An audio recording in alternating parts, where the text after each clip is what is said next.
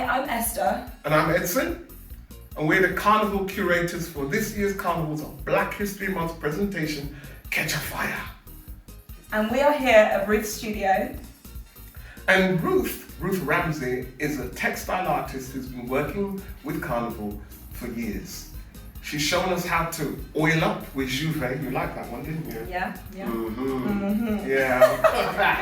So we are here at Ruth's studio and she's showing us a different example of a Carnival costume. We're going to find out a little bit more. So Ruth, what are you making? I am making my Pitchy Patchy costume, and it's to do with John Canoe Carnival, which is in Jamaica.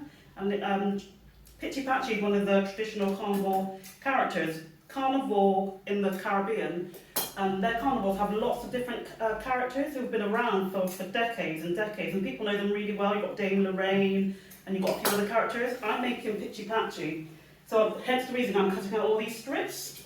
And I'm cutting, normally these strips would come from old clothes, but I just kind of thought to myself, I've got all this fabric in my house, I'm going to use the fabric up.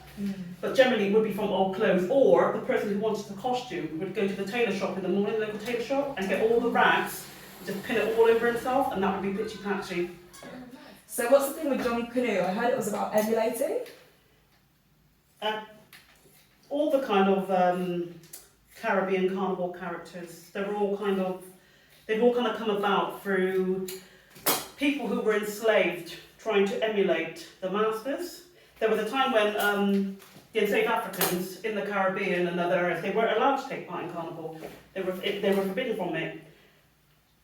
But as they began to take part and have their own kind of private carnivals, they began to make their own costumes, and often those costumes are based on particular slave masters. So Dame Lorraine and all those kind of characters, they're often based on slave masters, but it's the enslaved Africans' way of kind of taking the mick out of them, but in a nice kind of way. I see. So you said about the rags being like off old clothes and stuff like that. Was there kind of like inadvertently a sustainable element going through it back in the day? I don't think it was even to do with that. I think back in the day when people kind of developed these characters, they were poor. They just took whatever they could find. And often their clothes were rags. So that is what they would use to make their costumes up with. I think it depends where you go actually, because if you go to Brazil, to me, Brazil Carnival's got out of hand. Because it's now just become a big show. It's an amazing carnival, but for me, it's not carnival. Carnival is about participating, is about getting in, is about getting involved. Brazil's very much become like a spectator kind of sport. Right. And I just kind of think that for me is not carnival. Carnival for me is more like Trinidad, where you can just go and you can just kind of really get into it and get involved. And I also think, with regards to Brazil, their costumes are amazing, they're beautiful, but in terms of sustainability, they go through material like no one's business. Because every year they've got to come up with these amazing big pieces, and I don't think they've even probably got time to recycle it. Whereas in Trinidad and kind of some of the other Caribbean islands, they do recycle their stuff because they have to. They haven't got the money. And do you think as well? I think I've noticed like a recent trend with like Notting Hill Carnival, and St Paul's Carnival. There's that seeping in of those sort of costumes. Do you not think? That's becoming, so that's not actually a Trinidadian thing. That's a Brazilian thing that's coming in. There are elements of that in other Caribbean carnivals. There are, but I think Brazil is just taking it to a whole new level where everybody just wants to be in wire bras and little thongs and getting out there. But the actual essence of carnival itself, real carnival, is lost. When you kind of think that the feathers are amazing. This amount of feathers on this costume, that wouldn't even be passable in Brazil because that's not enough feathers. Yeah. And you can only use feathers so many times. Yeah. So if you're buying feathers continually, the poor bird, the bird must be naked. And do you think as well with Carnival, you say about the culture and the origins of it, do you think it's important that whilst feathers in this is fun and interesting visually to look at, do you think that there needs to be that running theme of the roots and the origins in every carnival? Yes, I do, and I think St Paul's to me it's a kind of classic example in that I've worked with Carnival since, I think I first started working at Carnival in the 90s, the end of the 90s, and then it had, although it didn't have the sophistication that it's got now, it did have a realness about it, and it did really reflect on the history of Carnival. We used to go to school, we used to do a history education pack with the children, so they all knew about the origins of Carnival, where it started.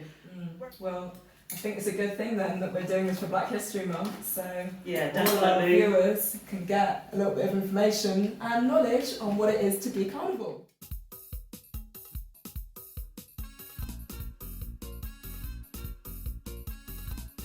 So I'm here with Danny, my good friend, and she will be modelling our rag costume.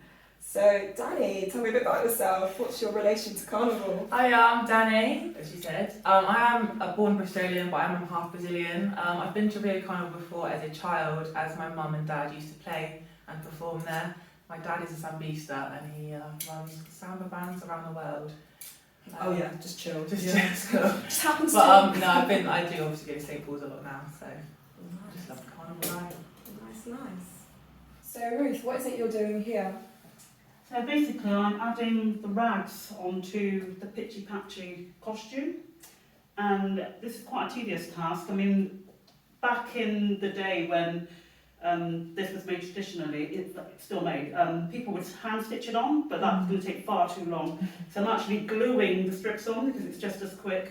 Was there a particular day that this was worn, or was it just as part of the carnival attire? How was it used, the costume? So in Caribbean carnivals, in most carnivals they have mass camps, and different mass camps like to kind of play out different characters. But it would have been worn on the actual main day itself. So how long does it take to make, on average? I can see there's a lot of work that has gone into this. Well, the trousers so far have taken me 2 days, Wow. but that's because I've got to hand cut all the strips. Yeah, the top is probably going to take me 2 days as well, I think, because I'm going to cover the whole thing. And then we've got a mask, which I need to kind of work on, so the mask will then be worn over the face, the metal mask. So it's going to take me a little while, but I'm going to get there.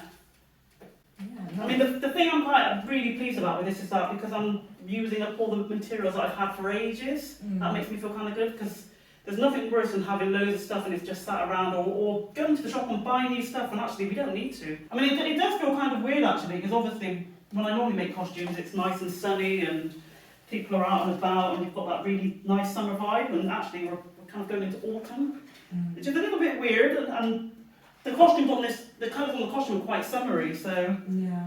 hopefully it'll kind of liven everybody up. Yeah. So Danny, do you want to give us a 12? Come on, bust some moves.